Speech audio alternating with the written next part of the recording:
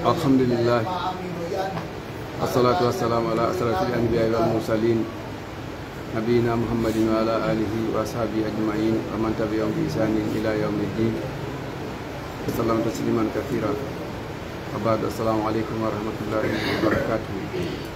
Sibiyuɓe on wirama hirango islam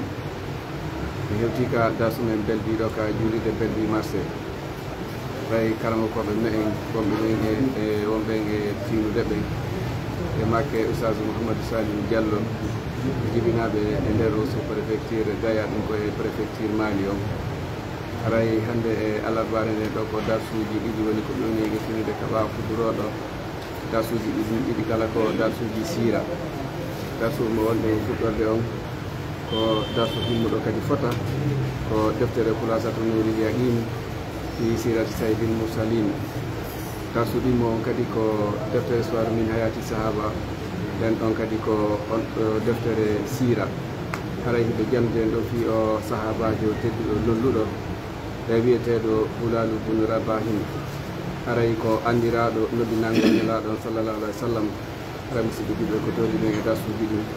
Assalamu aleykum wa rahmatullahi wa barakatuh. Bismillahi rahmani rahim. Alhamdulillahi rabbil alamin. Wassalatu wassalamu ala ashrafil anbiya wal mursalin nabiyyina Muhammadin wa ala alihi wa ashabihi wa man tabi'ahum bi ihsanin ila yaumiddin. Wa ba'da, assalamu alaikum wa rahmatullahi wa barakatuh. Bawo yettude Allah subhanahu wa ta'ala duwani den nelaɗon sallallahu alayhi wa sallam kamɓe ɓe ngure maɓɓe e sahabaɓe maɓɓe e arɓe jokkutugol batteji maɓɓe ɗin ha ñande dargal dari. Ara miɗo hirom hiwrango islam woni Allah subhanahu wa ta'ala wat jamɓe kise makko e yurmede makko nden e barkiji makko ɗin e hoore moɗon. Arayno ɓe ardiniri ni hande kadi ɗen jangude ko wiyete sira nelaɗo ko waɗi andugol fi nelaɗon sallllahu alayhi wa sallam fuɗina yiɗugol ɓe ɓawde ɗum fuɗini yiɗugol nelaɗon ka ɓernde neɗɗo on ɗum rimanaymo jokkugol ko ɓe jokkuno ko. Aray hande ko wonɗen ko darsu as-sadisu wa talatun, dar capantati e jeegabo on ɗu maɓɓe fuɗɗori ko on battinatude islam ko sonnajo maɓɓe on ta hikkiti miñam maɓɓe mo ɓewni newde on Ali ibn Abi Talib. On tuma jiyaɗo maɓɓe on e jaatigijo maɓɓe on Usamatu yani Zaid ibn Haritha ari jaatigi maɓɓe Aboubacrin Siddiq. Ɓe rewri noon ɓe noddi leñol ngol ha ari e bappa maɓɓe naati ɓe yaari noon ɓe noddiri noon Makka ha ɓe tawi ɓe heddiɓe ɗo wana yiɗuɓe rondade ko tedda fi yo teddu. Ɓe tertiɓe ɓenni joni yo ɓe ndaaru no ɓe noddira gori heddiɗi ɗin. Waɗi neɗɗo si haddi marchandise ida yeeyi ha goɗɗum a yahi ñande o ko yaar bokka haron ka yaw sodago siko ɗum ɗo tu geddorɗara perdi taw e ngal ɗon ka sa wi noon ko be ɗum ɗo sode ha lanna ara fellita koye perdi sutiga te ɗum ɗo taw tuni taw awwana ɓeɗo tawi joni Makka metti waywa fakkere mettude ay remuɗa moƴƴata joni ɓe ɓe yalta yaasi ɓe sinca kadi ko ɗum waɗi ɓaawo ɗum ɗo ɓe naate noddugo gori heddiɗi ɗin ka diina ɓe dolla rasulu nelaɗo wonti 10 sanawatin duuɓi 10 yad'u quraishin tawi ɓe noddayno quraish ila dini faade dina ka duuɓi 10 fof ɓe accitani quraish ɓe ala e naatoyde no kukoy ɓe noddude taw siɓɓe maɓɓe ɓen tu honno ɓe woni ɓe noddirde billini koye neware ɓe yayennaɓe kamɓe ɓe muño ɓe ala sonkude fi wata tawe nelaɗo ari sonkannoɓe ko ɗum haɗi ɓe jaɓa war rifqi e waɗugol doy kadi falamma ro'a nde ɓe yino shiddata inadihi sattugol ɗuragol maɓɓe saldondinagol maɓɓe salagol maɓɓe dina kan nde nelaɗo yino tawi ɗura salike few wa ta'assubahum alayhi e jinguidirangol ngol ɓe jinguidirana e hoore nelaɗon ɓe fof ɓe woni nene goto fi haɓugol nelaɗo wa man ahum e haɗugol ɓe nashara din sagugol dina ko andi ɗiɗo tati simogo ɗin a jaɓata a lorray kadi wigol oya ko woni wadde ko o yottinta kadi nokkugo oye a jaɓata yawto kono a watta goɗɗo goo watta waɗon kadi watta to ara toñi waɗi ka ɗo tawi hannden kadi ɓe ɗo nelaɗo seliɓe kharaja fi sanati l-hadiyati ashar nelaɗo yalti ka hitande 12 ɓiire minan nubuwati ka annabaku maɓɓe ilal qabaili faade gori goo fi aswaqihim ka marseji maɓɓe o gandi arab ari ɓe arayno hajju ɓe arayno e sooda yeeya ko marché wiyetenɗo ukasa ɓe gandi ko ɗon hakim bun hisamin soduno zaid bun harisa ka ko marché jannogo ɗuɓɗi jaddude marché ji ɗin makka nde ñande ɓe gandi Tufail bun Amr ad-Dawsi ko ɗon arno o allodiri ɗon e nelaɗo tawi nelaɗo kadi joni desidi ɓay woni Quraish jaɓali gasiɓe seli o yi ala kaɓe rewali ɓe faliri fiyo ɓe jaɓuɓe jaɓali hande kan nelaɗon sallallah alih w sallam watti yaade ka marché si ɓe yi janamɓe ɓe ara ɓe nodda ɓen noon kadi e dina kan ɓe ara ɓe yare si ɓe tawi woɓɓe no dari ɓe ara ɓe no harayde miɗo nela komi nelaɗo mi torike on jaɓe ka diina si tawi noon on jaɓata haray ɗo wawi mi wallitade ha mi yettina dina kan awa hari ko ni ɓen geɗo kamɓe kafaru lilladina amanu law kana hayran ma sabaquna ilay o yi ɗum ɗo ko bandiyagal he siko gonga jokkuno ɗo ko mene ɓurayno jokkudemo ko ɓay ko fenade ko ɗum men salani wota noon on jaɓu ɗum yakamo e andi woduno goɗɗo goo iwno yaman marɗo hakkil moƴƴa moccayno ɗum fi mbile moƴƴa noon o nani nde ɓeyne ha Mouhamadou mbile no nangi mum o waɗirde ni mo waɗirde ni wawi joni accumi ara mi daara no gasa mi waway mo moccude o ndikka waaro yide nelaɗo nenele ko armi ko moccugol ɗo lay noon ko wawɗo kadi gimi moƴƴa jannguɗo nelaɗo ma kewa kon ɗum arɗa wo mi nani nde a feeti joni noon ɓay ko ɗum joni ar weɓitoɗa nelaɗo maki addi ko adduɗa kon o wowli nelaɗo maki ɗo ɗum ɗon tum o wi wallahi koko wolɗa ɗo na konngol mbiɗejo ko nde yewtere ɗo mi meeɗa nande siga ɗum ɗo e label nelaɗo no weɓintinanimo Qur'an o jaɓi kanko islamu hotiyam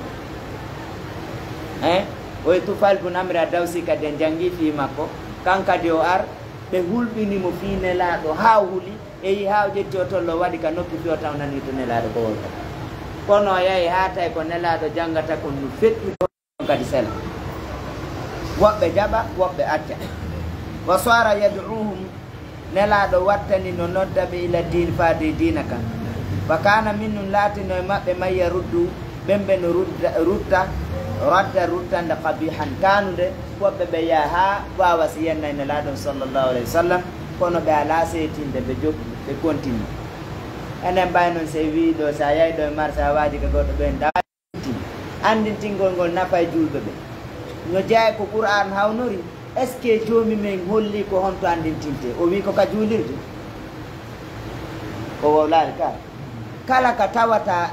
a tawi yimɓe ɓe andintin noon sa andintini nafay gonɗinɓe ɓen ɓe gomɗinaɓen nafitorta ɗum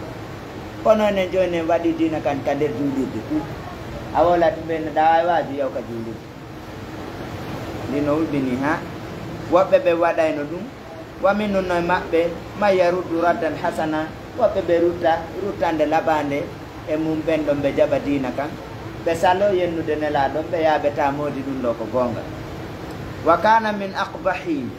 jano ɓurɗo sogude maɓɓe radda ruttande banu hanifa ɓe wiyeteɓe banu hanifa jama'atu musailamatal kadab ɓe yimɓe musailamatul kadab ɓe gande yewtino fi makko gila ko janngunoɗen fi Tufail bun Amr ad-Dawsi no jaa o yiiduno e makko nde janngunoɗen kadi fi sahabaɓe goo kadi ɓen ɗon kadi ko ɓe yawno haɓugol marakatul yamama ko ɗo ɓe yawno haɓugol ɓen ɗon ɓe jeeyano e saliɓe ɓen few asila lande ɗen e maake kam sanatan ko duuɓi jelu walla rasulu nelaɗo wonti sallllahu alayhi wa sallam yadu o qouraican ni ɓe nodda qouraish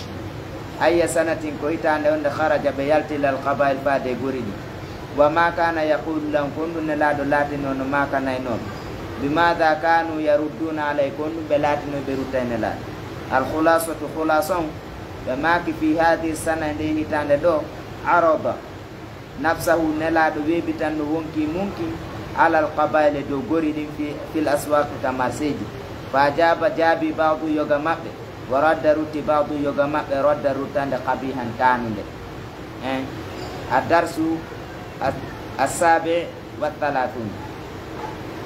darsu capantati e jeeɗiɗa bon badu islamil ansar fuɗɗagol natugol islam ɓe ansari en keɓe ɓe mana yimɓe madina ɓe o yino nelaɗo wayno ka ko ɗum ɗo ko fuɗɗagal ka fuɗɗorte ɗum bimana neɗɗon si fuɗɗori ka bindere to yahi dow kono so wi ko dow iwrata marsay o gandi mo wi ɗaɓɓa e mbuuɗi wona patron nde ñande hujje ga sina ɗum ko seeɗa seeɗa goɗɗo ata fuɗɗade ko neeɓi ɗaɓɓa ara ɗaɓɓa hande poto siko gandal kadi ko doy doy a neɓa kadi mum imam Shafai ko ɗum waɗi si ɓe makuno akhi lan tanala al ilma illa bi sittatin ɓe maki sambi kan tafsili abi bayan ɓe maki zaka'u wa hirsu wa ijtihadu wa bulghatun wa subatu ustadin wa tulu zaman ɓe maki akhi ay bata gandal ha piiji jeego timminadi ɓe wi kono mi yettotoɗi mi fensitana maɗa ɓe maki aranuno zaka on ko margol pinal hara no mari hakki ɓawa marde fina ara sa jannama fama na ñande jannama min mi ala famude ara yogoraki konte zaka zaka um ɓawo ɗum wa hirsun harayɗa jiñani darsum miɗa yiɗi sa yiɗa wawata ɓawo jiñangol wajiti ha ɗum wakkilo rewto hunjo sono wo janga wa bulgatu neɓugol moyen seeɗa sa ala moyen seeɗa karan hatta noon sa ɓaali moyen kadi janga kono noon no jeeya ko wallitoto yonti janngu tigi ara moy no woodi seeɗa harano woodi seeɗa hay ko konti sooda deftere ɓenni wa bulgatu wa subatu ustadin e wondugolle jannowo andi jannowo si tawi ɗo wondi ko jannay ma ka joɗɗa hakkunde mon kon no battinay ma ɓuri si tawi a heɗiti ko wowni kon janngirɗaɓe wanno so ndaari si tawi ko heɗitotoɗo ko karama kojo janni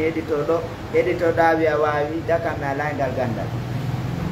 kono si a jooɗude janno won tigi ko yeeso ma ko no wondi ɗum no jeeya ko watta ha gandal heɓɓo subatu ustadi no jeeya mum kadi wondugol e karama kojo mo lasamatu hara so no wo wonde ko farjuɗa wo landuɗa piiji bus so ndaari karama koɓe ɓe ɓurata bakkodirde ɓen on tawi kala ka yaar ɗon ko ɓen ɗon tum ɓurata gude niveau e darsu wa tulu zamani ne juutugol ɗum nde janngugol na janngugol hitande wotere heɓata ganda a neɓay janngugol ɓaawo ɗum gollitira ko jannguɗa ko moƴƴa idan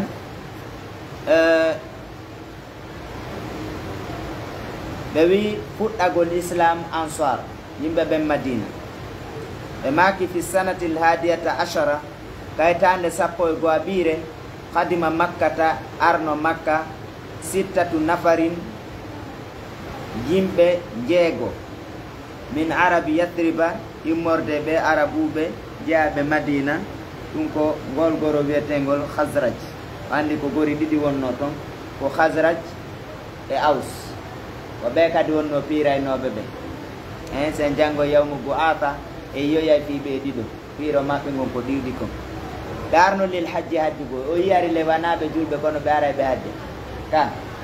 ari ɓe ara ɓe hajja ɓe ari fa da'a nabi sallallahu alaihi wasallam nelaɗum noddi ɓe ila l'islam faade islam wayla muawanati ɓe noddi ɓe kadi faade wallitagol ɓe fi tablighi risalati rabbi fi yettingol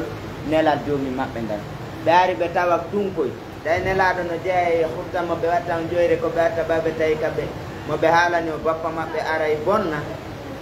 ɓe wallini joni ɓe watti ko jemma ɓerde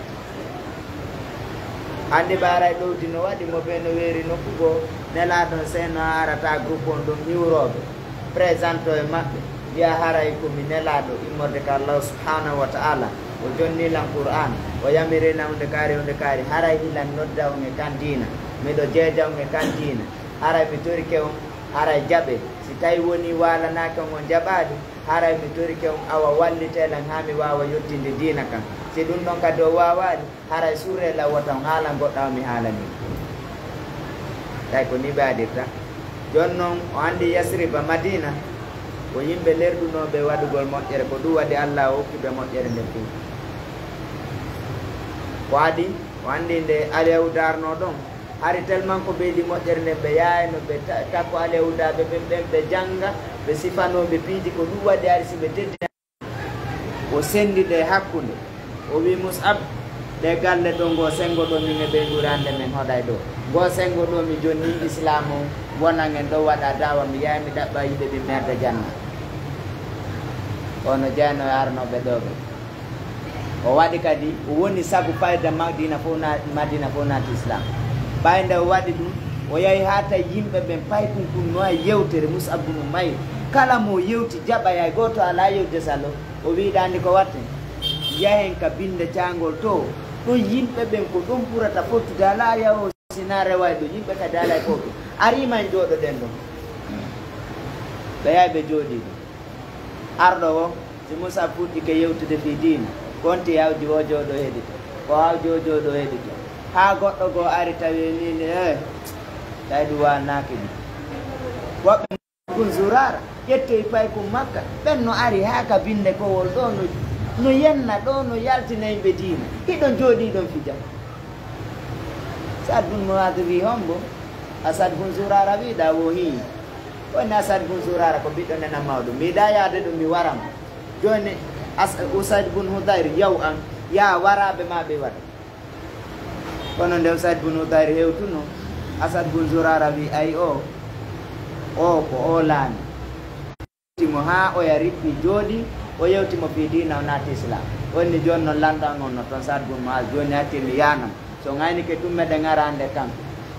o yaha henni konno Usaid bun Hudayr wi mi ronku wa ronku wo mi ronku woɓe yaa woɓe min mi yaa o cilaɓɓomi wonnamay imi ronkataɓe ɓe iway ɗon ma mi wara ɓe o tun o henni si tawi ɗon mariage wonkiji mawɗi yaw si on alaajo mire ɗa wowlimi nan o wol tun o henni konno naatete islam a wolni o naati koko hooti ɗon o henni ɓe hay goto woldata fof naata islam deññande fof naati islam ko oɗo wonno saabu mum o wiyeteɗo Asad bun Zurara o e binema ka o ƴetti kadi galle makko yo Allah suken eltan gollen siga wayɓe ni e fa amanu bi ɓe ɗo gomɗini nelaɗo ɓe jeego wo saddaquhu ɓe gongin nelaɗo ɗo andi ɓe wi wa qalu ɓe wi fima baynam ɓe yewti entre maɓɓe ɓay nelaɗo yewtiɓe dina kamɓe ni men jaaɓi men jaati islam on ɓe naataɓe kanko alladi on taiduna bil yahudu ko al yahudaɓe ɓe woni e foɗude wala yasbiquna ilayhi ɓe attake en e natugol dina o gandi Aliyahuda sadi ka par ce que ko Aliyahuda wowlani ɓe fi nelaɗo wowli mandeji makko wowni ha ɓe ari noon kamɓe ɓe ari nelaɗo ɓay sifike ɓe tawi hi ko tigi Aliyahuda wowlanay noon ko ɗum ɓattagol jang ɓay wanamo maɓɓe ɓe añiri sabu wanamo ɓe faala ɗum perdini ɓe ɗum gañanimi walamma raja'u ila biladihim de ɓe ɗo hotuno ka galle maɓɓe ka galleji maɓɓe woni madina dakaru li qawmihim ɓe villani yimɓe maɓɓe ɓen dicra rasul ko nela tashara dicruhu sallallah alih w sallam saaki on tuma yewtugol fi nelaɗo ngal firmuɗune ƴeyde fot joni on andi neɗɗo yo Allah waɗi ko wona waɗede ko nunu ɓe wi haala no wawa ko goɗɗo ƴettata kaƴum bugo e nder maayo kaƴum ko fando si adi ɗo cet ka memmini ɗo yeey no yaaja no yaaja no yaaja no yaaja no yaaja berga ko yaaja e ɗo ha feƴƴita ko ni kadi haala si haala memmini yo Allah aɗi koko moƴƴi ɓeano sikkude aybinayne laaɗo ni ka yaara woɓe o lafine laaɗo ka yaara marɓe kumpaɓe fof faala yiide yiiɗuɗo e makko ota ko gonganano e tay cayɗen fof nanninde ne laaɗo wa hada ɗum ɗo huwa badul islami arabi yadriba ko ɗum ɗo ni fuɗɗode natugol yimɓe madina ɓe islam ko ɓe arnoɓe hajjuɗo jeego ko ɓe ɗo fuɗɗaniɓe asila lande ɗen man qadima makka ko on ɓe arno makka fi sanati l hadiyati ashara ka hitande 10 ɓire minan nubuwati kanna baku nelaɗo mada qala lahum rasul kon ɗum nelaɗo ma kannoɓe hal amanu bi yarliɓe gomɗino nelaɗo mada faalu kon ɗum ɓe anno bada rujuihim mbawa ruttagol maɓɓe ila biladihim ka leydi maɓɓe al khulasatu khulasa um wa fi hadi sana e nde ɗo hitande qadima makkata arno makka lil hajji wonande hajji on 6 nafarin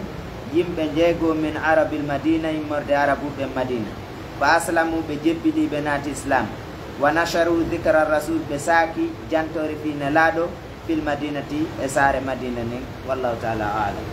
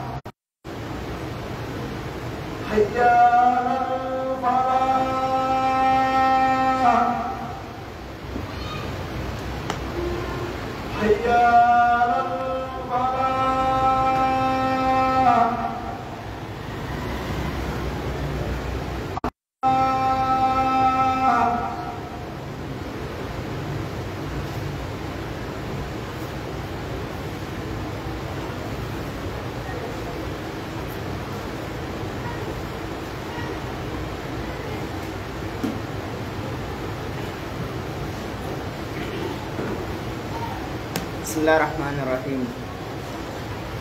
Alhamdulillahi rabbil alamin. Wassalatu wassalam ala ashrafil anbiya wal mursalin nabiyyina Muhammadin wa ala alihi wa ashabihi wa man tabi'ahum bi ihsanin ila yaumiddin. Wa ba'da, assalamu alaikum wa rahmatullahi wa barakatuh. Aray a joni den jangude fi o sahabajo tedduɗo wiyeteɗo Bilal ibn Rabahin radiallahu anhu. Ara en jangino fi makko hanki si tawi no woni no kanko nawnare nden hayfino seeɗa o pottitoto o waɗa gimi fi on ɗum ɗin gimi ko andutugol fi makka ko waɗi ko ɗon o naati islam ko ton o andi ko ton o woowi ɓe wi ko ɗon ɗe woni ko meeɗi belendur gonɗinal ko ton o lettatay ko fi Allah woni ko lettira ko ton o wawi folude wonki makko kin o natti on silali mo natti ɓe ka saliɓe ɓen fof woni ɗon ɓe maaki istaqarra bilal ñiibuno fi yathriba madina baida woɗɗitagol an ada qurayshin ga e ledde quraysh ɗen wa tafarraqa o hettani li nabiyihi annabajo makko on wa habibi e giɗo makko salawatullahi wa salamu alayhi nde bilal weeruno madina o yahano ɗaɓɓi golle wigol joni yo andu ka marché woni o yaha o golloya tawi kanko programme makko on fof o ƴettu ɗum o jonni nelaɗon sallllahu alih w sallam o hettaniɓe wa kana yahdu maahu o laatino dawdayno nelaɗo ida gada si nelaɗo no dawda wande o no hetti ka si nelaɗo daway ko dawi wo ara yiɓe woni wa yaudu o artida maahu wonde nelaɗo ida aada si ɓe arti wana wigo joni nelaɗo miɗo mariga programme joni yahe mi aroye o ala programme sina nelaɗo sallllahu alayhi wa sallam ko ɗum waɗi ɓe wi sahaba ɓen ɓe heɓali hadith mo ɓe weltori hewti hadith ka nelaɗo makuno ɗon anta mamal ahbabta a wondoya e lakara e weloma on ɓe weltino moƴƴa ɓe tawi ko nelaɗo ɓurata ɓe welde ɓe tanjini awa ɓe wondoya e nelaɗo sallllahu alayhi wa sallam tellement ko ɓe sahaba ɓe yiɗuno nelaɗo woɗuno yoga e sahabaji o ari fotti e nelaɗo daarimo tawi mo hoori ha feƴƴiti nelaɗo maki konɗuga nawnu o wi o nawna ɓenne ala heɓude ko ñama ɗoyno o ɓey kon ɗum no waɗiɗa horori ni o wi wallahi nelaɗo ko ono mi wuuɗa jonno ñande o yeɓe ɗum ɓe kon ɗum waɗi o wi nelaɗo mi daaru mi tawi nde mi faala o yiide wo mbiɗa waɗi yiyay nelaɗo ɗo waylan newnande mi waalo binde ka dambugal mara nde yaltuɗo wo miɗo ayo yiide ɓe wi o wi nelaɗo ta yiite mi ande yiidata nden kadi si tawi nde mi waɗi golle moƴƴe mi naata aljanna miɗo andi kadi e yiidata ɓay aljanna ka on ɗon ɗen e min kam mi woni ɗon haray mi woɗɗodiri kadi nelaɗo ko ɗum maɓɓinimi mi miijito to ɗum ɗum mi horo o gandi noon nelaɗo mako no la yu'minu ahadukum hatta akuna habba ilayhi min walidi wa waladi wannas ajmain hay goto e mo wonta gonɗinɗo hata ko min ɓurata mo welde nene makko e ben makko e ɓiɓɓe makko ɓe kala ko taga oɗo holli ɗum ka hollani yaha waloɗa dambugal neɗɗo himo ɗaami a walɗa ɗon joɗoɗa nde o yalta hayso ko yawgorugo yiyamo ɗum ɓerde ma nde ɓurtata na sikka sunnaɓe yeɓoto ka ɓe woni on tuma jomumen o wi he kala ɗoftiɗo allah e nelaɗon o wondoyay e annabaɓe ɓen ka aljanna o wondoya e gonguɓe ɓen o wonda yamɓe sayidi ɓen nelaɗo maki awa oɗono yani allah wi awa oɗono moƴƴi wondi ɓe dey lakara ɗo tawi ko fi on sahabajo ay on jippi holli lahum minkum fawwa minni ka si tawi a weldi e hefera ɓe garay koye maɓɓe jeeɗa ɓeɗa kadi ko nelaɗo ɓurno ɗum ɓurno yidde ko ɗum sahaba ɓen tawi ko nelaɗo ɓuri ɓe yani ko nelaɗo ɓurata ɓe welde kala hunde ko ɗo si oɗo hettani ɗum o wal solli mahu o juulidayno e nelaɗo ida solla si nelaɗo no juuli o andi ɓe ala sertude o ka wa yahzu o waɗa jihadi mahu wonde e nelaɗo ida gaza si ɓe wadde kadi jihadi kala kaɓe memi hinon bilal bo rabahi hatta asba ha bilal wonti alzama lahu o woni jogu wonduɗo e nelaɗo min zillihi waɗowti nelaɗo tellement ko ɓe wondi kamɓe ɗiɗo a sikkay ko aade ɗowdi mum ɓay ko hawduɗa wo accata ɗowdi mum ka ko wa shuri al adanu fi noddinandu ndum sarina ɗe gandi noddinandu ko abdoullah ibne zeydin wonno ko hoyɗuno woodi ko ari yeetimo ko ni noddinirta o ari o sifani nelaɗo maki wallahi ha kada ɓenni kono ɓen nani abdoullah ibne zeydi yaw noddina ko ɓenno nodde bilali tindinon mo ɓe andi ngal keɓal seede mum nelaɗon alayhi salatu wassalam ɓe maaki atwalul anaqu yawma alqiyama almuaddinuna ka ko ɓuroyta towude daade ɗum ko hollo yara hersa ka yinna goɗɗo ay jommin koyne khashiyatun abtharum darqum dilla ka bimana ko hollugol hersa ka goɗɗo ugginoɓe ha sen fottinde ñanda ugginoto ko hersa ɓiri ka jonnon nelaɗo maaki ko ɓuri towude daaɗe ñande dargal ko on ɓe ko noddinoɓe ɓen kono ko onde ko si tawi ɓe liggini ko ɓe noddinta jonnon nelaɗo tawnoyɗani ɗum jaatigui mum e mo ɓenoyɗan jaatigui mum ka kayɗon sikka wallahi ala mo be jaatigui ma sago ma a waɗanaymo ha ka wawɗa nelaɗo no renti Bilal ko jatodire ma ko Bilal yiɗi ɓe Bilal acciti golle mum jokki nelaɗon alayhi salatu wassalam kamɓe kadi ɓeydantamo nde moƴƴere ɗon ta kan kadi o ɓoya o martaba ka aljanna ɓeɗo andi karama koɓe goɓe wi Bilal jeyaka al asharatul mubasharuna bil janna e sappoɓe ɓe Allah wi naata aljanna ɓe Bilal tawaka ɓe wi ko honɗum waɗi haɗi Bilal konte natude aljanna lanni kadi o natoyay kadi ko haala kadi on ɗon ko ɗum aɗo tawnore ɓe tawmo ko aljanna kamɓe ko wodannoɓe ko landagon ko on ɗum o waɗi ha natoye aljanna watti ko ɗum sa nani balejo noyna e ɗum fof ko dinaji arabu ni Bilal ko arabuji enen kana Bilalun awwalu muaddinin fil islam o wonno arano nelaɗo maaki yawtindinanami Bilal ha o wawa ɗum o noddina wa kana ida faraga min al adani o laatinoke Bilal so gaynino noddingol few waqafa ala babi bayti rasul alayhi salatu wassalam o darotono ka dambugal nelaɗon sallllahu alayhi wa sallam wa qala o wiya hayya ala salah hayya ala al falah so gayni noddinde ara yaka dambugal on ta nelaɗo wago to yoni de na ɗum o wiyata ara to hayya ala salah hayya ala al falah nelaɗo faami are ka juulugol are ka malore nelaɗo yaltaɓe ara forcément si wi kaɓe wi ɗon tek Bilal yanayno nelaɗo sallallah alih w sallam kamɓe woni premier imam o ka donc jama on kan no duwa watta ndile nde toɓɓere woɓɓe wattanay woɓɓe ɓe waɗay wallahi ɓe ara juulugol ɓe ɓe bakkat dara ɗo a ɓeni ay ɓe ko goni escoro sa ni imam o escorojo kanko on président de la mosquée o naramar si ay woɓɓe no ara taw no fiifo pette no yenna imam min ko mettatanmi ɗum imam o e salli o fof ko escoro e gasi onon ko onon woni onata ɓe ɓen a juule ka joton no hulɓini ko ka no hulɓini ko an ari juulugol sa yeey ka goɗɗo a habbota wernda ko Allah subhanahu wa taala jeyɗo ima waɗi kadi wagutu ka oɗa no accitani woni ɗum an accitanaki ko ndettuɗa feere o ara sa ari jebbilo ko a koɗo ɓenni nedi koɗo ko kadi innaɗa ida haraja rasul sallallah alih w sallam si nelaɗo yaltino min hujurati ka suudu maɓɓe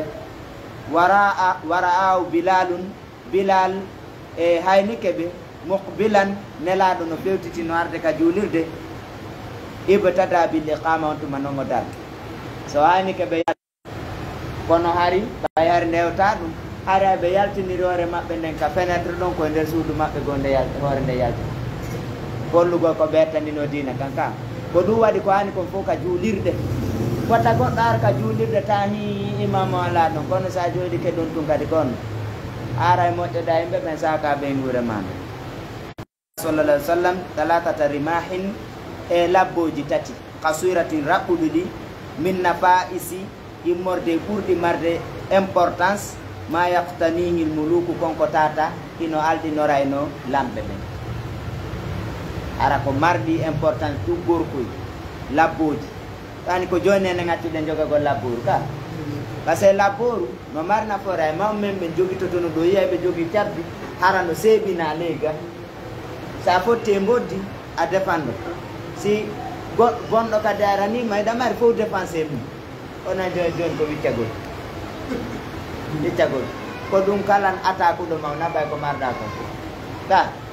sina ɗum mocci sisoji yadduɗo saabi mo tonga joni ma hande a jogaki a laawi a ɗum siiso nden a hewtama e tan o nelduno ɗum nelaɗo fa tafada li nafsihi bi wahidin minha nelaɗo marani hoore maɓɓe duggordugo rani labborugo wa ata ali ibne abi talibin ɓe jonni ali ibne abi talib wahidan labborugo wa ata umar ibne al-khattab ɓe jonni umar ibne al-khattab wahidan duggordugo tumma htassa bi rumhihi refti ɓe hertinani labboru maɓɓe ndu bilalan bilal ɓen bilalan koko labboru an ɗum ɗo ko nduɗo ƴettata tawi ɗon no mari martaba ɓuuri so ƴettuno ɓuri bimana si nelaɗo ƴettu no jonni mo no jonniri umaren no ka tawa no marɗo martaba ƴetta min kadi ko kom jeyɗo ƴettu ɗum ɗo yaada en Bilal fa jaala wattani Bilal yas'a bihi mo yaadayno e ɗum labboru bayna yadayhi yeeso makko ayyama ma yeeso nelaɗo ayyama hayatihi e bere gurdam nelaɗo ɗen kullaɗe fof majji haray mo ƴetti labbor ɗum mo yaahi ɓe andile ko labboru nelaɗo ndum fa kana yahmiluhu o wonnoy mo yaadayno e mayre fil idani kayidiji par ce que ko hunde marde importance ni goy o yaal woɓɓe no jogui badjo yara ko winda tum finoyna ko gardien jo ma ko secrétaire ara bus no haɗi kum ɗo ay so juulay be kum ɓe Allah nandi yiya kum ɗon kañum kadi ka woɓɓe notti dolo ko no winda ɓaawo ga fi tun no winda hiɓe e